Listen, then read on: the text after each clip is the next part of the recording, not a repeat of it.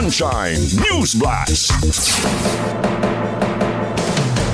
Nagtigom kagahapon Marso 8 ang mga opisyal sa Lions Club International sa Cebu City aron pangandama ng umaabot nga oath-taking ceremony sa bagong mga opisyal sa Lions Club International Mactan, Cebu District 301-B2.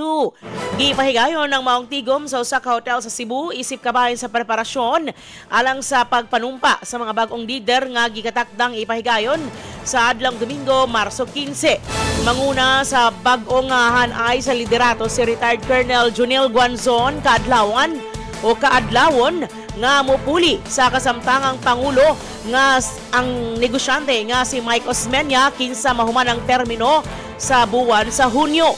Sa maong tigom, gihisgutan sa mga opisyal ang mga programa sa organisasyon, koordinasyon sa venue o ang pagbahin-bahin sa mga responsibilidad aron masiguro ang hapsay nga pagsugod sa bagong termino sa Pangulo. Ang Lions Club International usa ka global nga organisasyon nga nagpaluyo sa lain-laing serbisyo publiko lakip na ang mga programa sa edukasyon, kahimsok ug tabang sa komunidad.